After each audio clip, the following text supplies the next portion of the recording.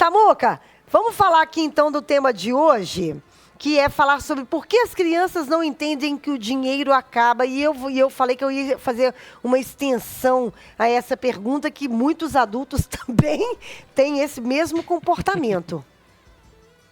Tem, sim, Fernandinho. Isso muitas vezes é decorrência daquilo que a gente viveu na infância. Eu vou chegar nesse tema que você perguntou mais para o final da nossa conversa, tá bom? Boa. Mas hoje a ideia era comentar um pouquinho sobre isso. Eu tenho, enfim, né, tenho um filho pequeno e tenho acompanhado, né, depois que eu passei a vivenciar um pouco mais essa situação de paternidade, algumas situações que me levaram a pensar um pouco nisso, né? E também um episódio que a gente acompanhou recentemente, até do Arlen, falando sobre o tanto que as crianças estão muito vidradas, né, nas telas. Eu acho que conversa um pouco com isso que a gente vai falar hoje, né? A nossa ideia da coluna de hoje é falar um pouco como que as crianças têm desejos muito incontroláveis, né? E os efeitos negativos da gente, enquanto pais, de atendê-las, né, em todas essas demandas ou nessas aparentes necessidades o tempo todo, né?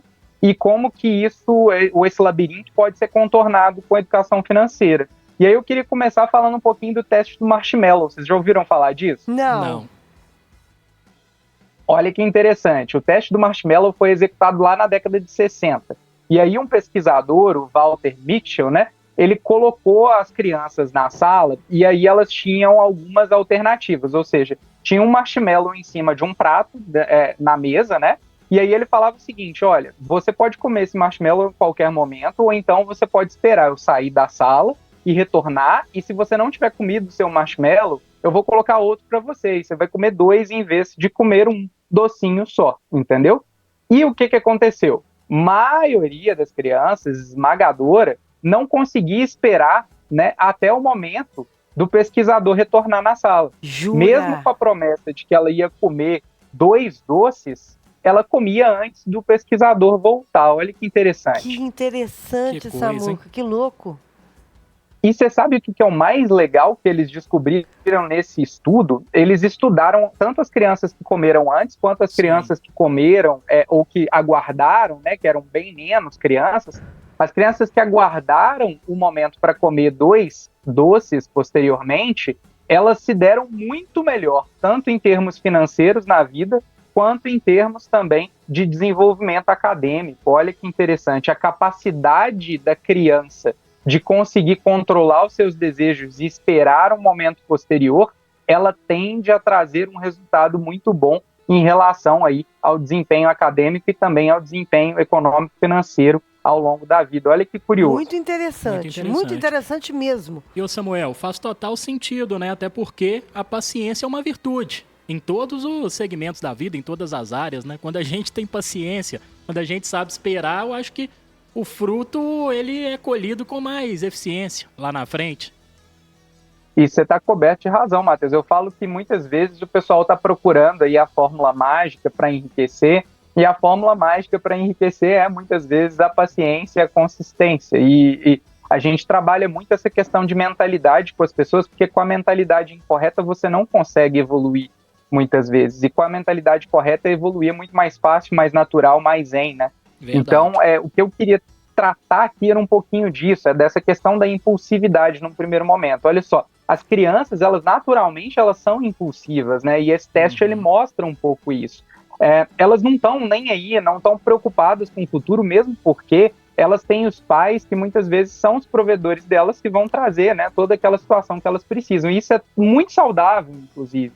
Isso faz a gente lembrar da infância com muita nostalgia, com muito amor, porque era aquele período que a gente não tinha que ter preocupação nenhuma e as coisas magicamente aconteciam, né? Nossas roupas magicamente voltavam, né, limpas para os nossos armários, a gente tinha toda uma sorte, né, de benefícios, né, na nossa infância. Então, o que eu quero dizer com isso é que, assim, ao passar do tempo e com a mudança de gerações, é curioso que as crianças estão se desconectando muito de uma questão de finitude, de uma questão de escassez, e elas estão se conectando muito mais com o digital. Elas estão vendo, né, os pais e os seus tutores gastando por meio de cartões de crédito, gastando, né, em aplicativos. Então, elas não conseguem, muitas vezes, fazer a conexão entre aquilo que é o dinheiro, porque nas gerações antigas, eu, pelo menos, várias vezes, eu lembro de eu ir até a padaria e com, assim, R$ 1, R$ 2, né, moedas ainda contadas, para ir comprar um pão, para ir comprar um leite. Então, eu via que o dinheiro, ele acabava. E o cartão não, passa o cartão e tudo bem, entendeu?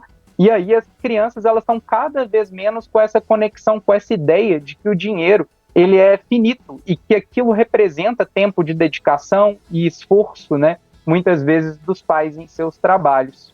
Hoje eu vi uma manchete, uma matéria, falando sobre um adolescente, uma criança adolescente, que comprou não sei quantas mil figurinhas de joguinho no celular. E aí deu até polícia, porque os pais ficaram sem entender o que era a história.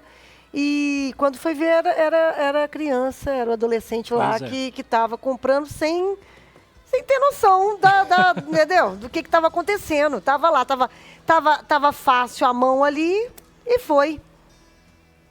É isso mesmo, Fernandinho. E olha só, isso tudo é muito agravado também, né? Pela questão das propagandas, dos influenciadores, das crianças estarem ali muitas vezes com tablets disponíveis para elas, né? Então, o que eu quero dizer é que, assim, antes, né, as gerações anteriores, elas tinham o dinheiro muito contado, muito físico, muito palpável.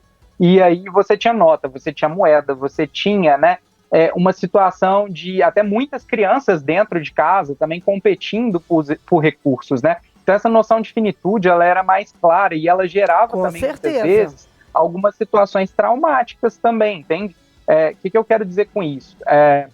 A pobreza, apesar de parecer que não, mas a pobreza ela tem sido minimizada ao longo do tempo. As crianças hoje têm muito mais acesso a brinquedos, mesmo nas classes mais baixas, elas têm mais acesso hoje a brinquedos, a comida e a situações do que tinham em gerações anteriores.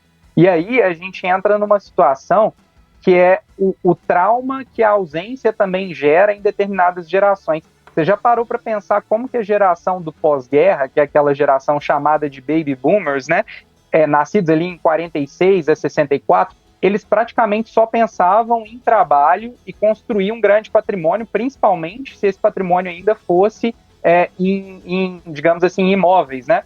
Então, você tinha ali uma carência muito grande por parte dos pais, dos avós, que enfrentaram períodos muito difíceis e períodos de guerra, né? E que geraram momentos muito traumáticos para que essas pessoas, né, tivessem um foco muito grande no trabalho e em acumular para que as suas gerações e as gerações futuras não passassem pela mesma situação de privação.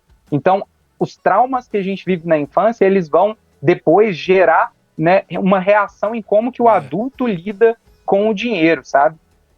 Com certeza. E, Samuel, só reforçando, era uma época também onde as pessoas elas começavam a trabalhar muito cedo, né? Às vezes o trabalho infantil era até uma forma assim, era normalizado, entre aspas, naquela época. A gente via anos 60, anos 70, anos 80, as pessoas começando a trabalhar muito cedo, às vezes 15, 16, 17 anos, eram até provedoras, né? Pessoas que sustentavam a própria família, sustentavam a casa. Isso mesmo, Matheus. E, inclusive, elas tinham menos expectativa de vida, Sim, né? Também. E também, além de ter menos expectativa de vida, elas queriam aposentar mais cedo, exatamente para poder curtir um pouco dessa aposentadoria. Hoje, como estendeu, né, nosso período de vida também, as pessoas estão também protelando tanto o início do trabalho, quanto também a aposentadoria, que muitas vezes pode, inclusive, nem chegar, né? Então, o que eu queria comentar sobre esse dilema geracional é que as gerações mais recentes, elas têm até um privilégio, de certa forma, de viver mais experiências do que ficar acumulando patrimônio, né? Isso é uma característica de tempos mais pacíficos, de tempos também de fartura. A gente tem uma expressão, né, que é de um autor desconhecido, que fala o seguinte: tempos difíceis criam homens fortes. Homens fortes criam tempos bons criam homens fracos e homens fracos criam tempos difíceis. Ou seja, né, a gente tem aqui uma situação de que é um ciclo, né, em que a diversidade ela modela pessoas que estão capazes ali, de certa forma, de superar desafios, e ao mesmo tempo, quando você tem fartura de determinadas coisas, você gera uma certa complacência, né, que pode levar a uma fraqueza e uma falta de preparo para lidar com esses desafios e que pode gerar um novo ciclo de dificuldades. Então, o que eu quero dizer é que muitas vezes as crianças hoje, elas estão amparadas por pais que são super protetores e querem fornecer tudo aquilo que eles não tiveram, e isso pode gerar, de certa forma, dificuldade da criança de lidar com frustração, com limite, com escolha, né? Você pensa que, assim, a obesidade está muito maior hoje em termos de crianças também, porque elas têm muita opção de comidas diferentes e de comidas que, de certa forma, geram ali obesidade.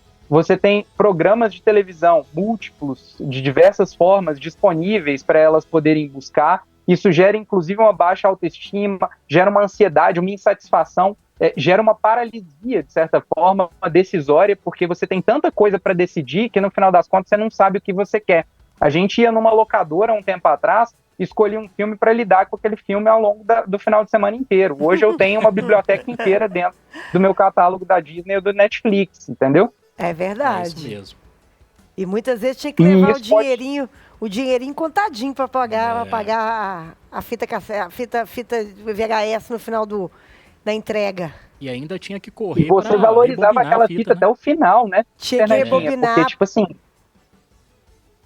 pagava multa. Exatamente, você escolheu aquele filme, você não ia ter outro, então você ia ter que assistir ele. Às vezes você assistia ele 2, 3 vezes ao longo do final de semana. Então, o que eu quero dizer é que hoje essa situação é impensável para as nossas crianças, entendeu? É verdade. Então, assim, você acaba assistindo 20 minutos de um programa e é para você. Então, tudo isso gera falta de responsabilidade, uma dificuldade de cooperação, problema de coisas que a gente tem que tomar cuidado. Então, a gente precisa construir uma relação mais sadia, né, com as crianças.